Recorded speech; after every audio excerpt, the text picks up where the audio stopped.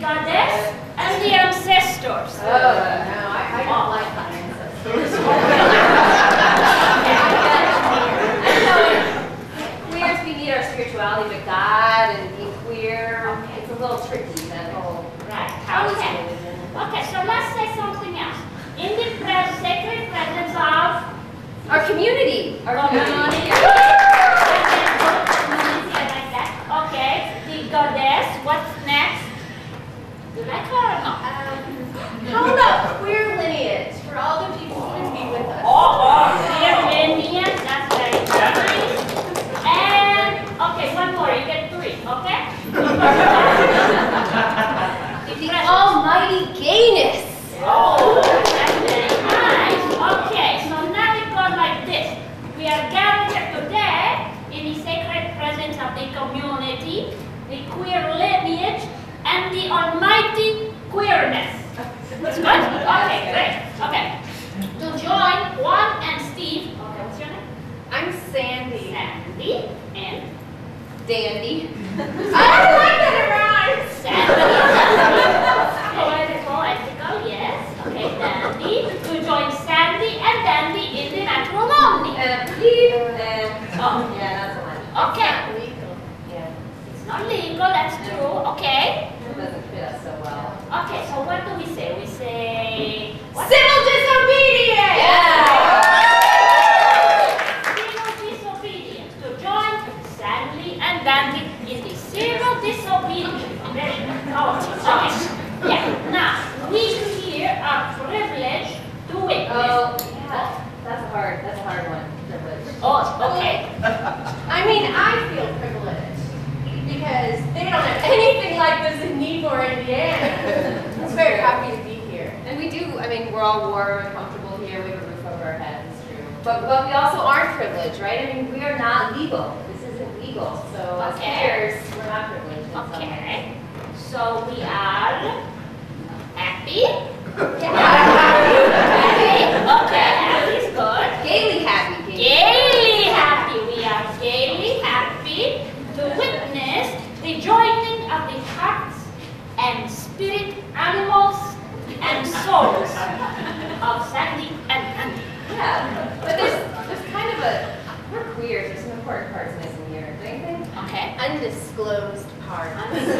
We want to represent everyone. Yeah. Hot and throbbing undisclosed parts.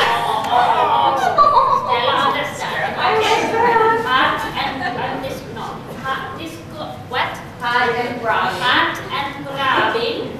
Undisclosed parts. Okay. To join the hearts and spirit animals and souls and hot and throbbing undisclosed parts of Sandy and Dandy.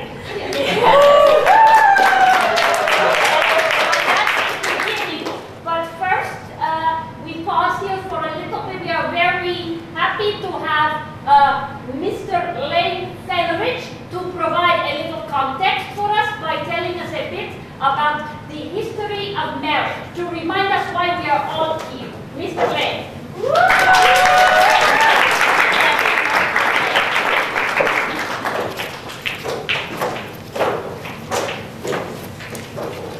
It may seem a little odd to ask your college history professor to speak at your wedding, but that's what Juan and Steve did, so I hope this is okay with Sandy and Dandy as well. But Juan and Steve didn't want a minister to speak at their wedding. They didn't want something from the Bible. They wanted someone to talk about us, to talk about gay people and what it is that we're doing here today. So I agreed when they put it that way. So why are we gathered here? The history professor says it's a very good question. Because gay people didn't always want this. In the 1970s, in the height of gay liberation, nobody was interested in getting married, or a few people were interested, and a few couples actually went to court looking for the right to marry. But movement activists and ordinary gay and lesbian people just simply couldn't be bothered. They didn't rally around the cause in the 1970s as they began to do in the 1990s and after the turn of the century. They were fighting for the right to end gay, police harassment of gay bars. They were fighting to decriminalize gay sex, the good part. They were fighting for non-discrimination in the workplace. They were fighting for simple respect. And And so marriage was pretty far down on the agenda. And people didn't begin asking for marriage until the very end of the 1980s and into the 1990s. And so the historian asks why? What was it that changed? And the simple answer is that the 1980s happened. And the 1980s taught us some really hard lessons about how vulnerable gay couples are in this country. In 1983, a woman named Sharon Kowalski was in a car crash in Minnesota, and she was paralyzed. Her lover, Karen Thompson, went to the hospital and found that Sharon's parents had beat her there. And they barred Karen from Sharon's hospital room, and they barred her from Sharon's life for the next 10 years. They put her in a nursing home, Sharon Kowalski. They refused to allow Karen Thompson entry, even though she and Sharon owned a house together, even though they had pledged to spend their lives together, even though they were, in most respects of the word, married. But the rights of the birth family trumped, and they didn't want Karen there. And it took 10 years and the decision of a court before Karen was able to join Sharon for the rest of their life. For years in the 1980s, many gay pride parades began with an empty wheelchair and the sign, "Free Sharon Kowalski," because she was the symbol of how vulnerable our relationships were and how birth families and hospital institutions, states, hospitals, schools can simply take away our rights to be adults, to make choices about our lives.